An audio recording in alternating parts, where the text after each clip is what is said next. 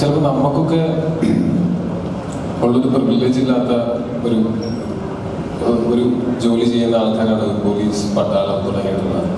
ഇപ്പോൾ കൊറോണയുടെ സമയത്താണെങ്കിലും അല്ലെങ്കിൽ ഒരു ട്രക്ക് പോലീസുകാരനെ ആലോചിച്ച് നോക്കും. നമുക്ക് ഇപ്പോൾ ഇപ്പോഴത്തെ നമ്മുടെ കേരളത്തിലെ ചൂടിൽ നമുക്ക് ഏതെങ്കിലും തണലത്തേക്ക് കയറി നിൽക്കാനായിരിക്കും നമ്മളെപ്പോഴും ആലോചിക്കുക. അങ്ങനെ നിൽക്കുമ്പോഴാണ് നമ്മൾ ഈ യാത്രകൾ മുടങ്ങാതിരിക്കാൻ, നമ്മളെ ട്രാഫിക് മറ്റേ ബുദ്ധിമുട്ടിലാവാതിരിക്കാൻ വേണ്ടിയിട്ട് അത്രയും കൂലി വെയിലത്ത് നിന്നിട്ട് അവർക്ക് വേറെ ഓപ്ഷൻ ഉണ്ടോയെന്ന് വെച്ചാൽ നമുക്കുള്ളത്രയ്ക്കും ഓപ്ഷൻസ് ഇല്ല. ആ വെയിലത്ത് നിൽക്കുക എന്നുള്ളത് അവരുടെ ജോലിയുടെ ഭാഗമാണ്. അവർ നിൽക്കുന്നുണ്ട് രാവിലെ വേണ്ടി. ഒരു കൊറോണയുടെ സമയമാണ് വിചാരിക്കുക. കൊറോണയുടെ സമയത്ത് അവർക്ക് ചിലപ്പോൾ വീട്ടിൽ ഇപ്പോൾ എല്ലാവരും ഒരുപോലെ കൊറോണ വരുമ്പോൾ പേടിച്ചിട്ട് വീട്ടിലിരുന്ന് കുറേ ആൾക്കാരില്ല. അങ്ങനെ പേടിച്ച പോലീസുകാരുണ്ടായിരിക്കും. പക്ഷെ അവർക്ക് അങ്ങനെ ഓപ്ഷനില്ല.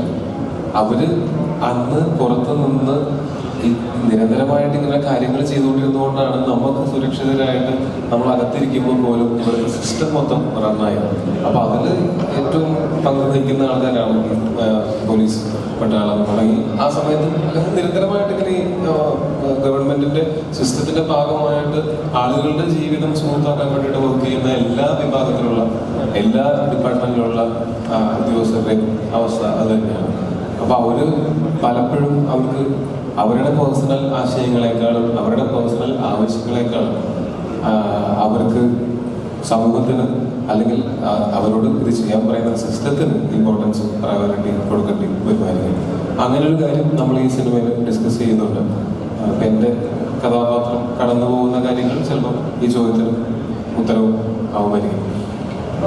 ഞാൻ നേരത്തെ പറഞ്ഞ ക്യാമറ അങ്ങേറ്റിരിക്കുന്നുണ്ട്. ആ പ്രദീപ് എന്ന് പറയുന്നത് ആ പ്രദീപാണ് അന്ന് ഞാൻ കാസർഗോഡിൽ നിന്ന് ഇന്ത്യ വിഷനിൽ നിന്ന് പോയി ഷൂട്ട് ചെയ്ത ക്യാമറയാണ്. പ്രദീപ് അങ്ങനെയാണ്, ഫ്രണ്ടിലൊന്നും വരില്ല. പ്രദീപ് ഒന്ന് കൈ നോക്കണം. പ്രദീപ് എല്ലാവർക്കും അത് കാണാം. ഓക്കെ, നമസ്കാരം ചേട്ടാ.